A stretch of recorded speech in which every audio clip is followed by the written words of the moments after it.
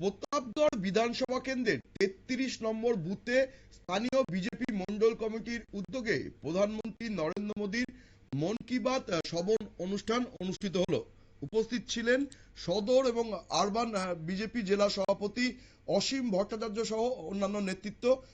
সবাই মিলে প্রধানমন্ত্রী নরেন্দ্র মোদীর মন কি বাত অনুষ্ঠানটি শোনেন এবং এই কর্মসূচি সম্বন্ধে কি বললেন সদর এবং আরবান জেলা বিজেপি সভাপতি অসীম ভট্টাচার্য, আমরা শুনে নেব তার বক্তব্য।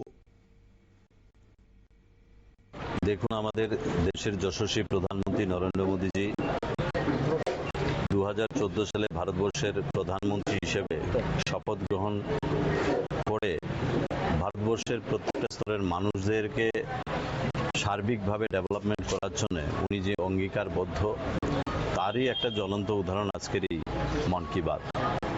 আজকে আমরা 13 প্রতাপগড় মণ্ডলের 30 নং ওয়ার্ডের 33 নং বুথে আমরা আজকে এই মন কি বাত শ্রবণ করলাম।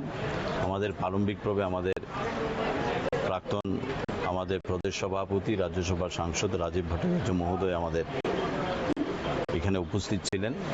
অন্য একটা প্রোগ্রামে উনি চলে গেছেন এবং আজকে এখানে উপস্থিত আছেন আমাদের মণ্ডল সভানেত্রী স্বপ্না দাস মহোদয়া, আমাদের এই ওয়ার্ডের কর্পোরেটর পিন্টু দাস মহোদয় এবং অন্যান্যরা, এই অঞ্চলের যারা সকল স্তরের মানুষ আজকে এই মন কি বাত শ্রবণ করলো। এই মন কি বাতের মধ্যে দিয়ে দেশের যশস্বী প্রধানমন্ত্রী আজকে যে এপিসোডটা করলো, খেল জগৎ থেকে শুরু করে এবং দেশের প্রত্যেকটা মানুষকে এই গ্রীষ্মকালীন পরিবেশে নিজের স্বাস্থ্যকে কিভাবে সঠিক রাখা যায় সেই দিশায় মার্গদর্শন দিয়েছেন।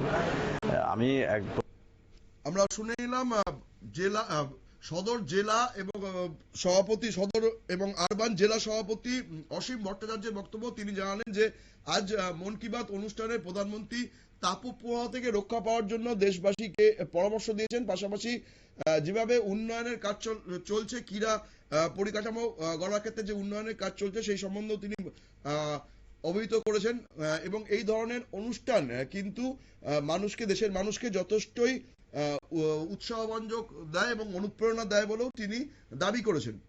নজর রাখবো পরবর্তী সংবাদের দিকে, তার আগে নিয়ে নেব ছোট্ট বিজ্ঞাপন বিরতি।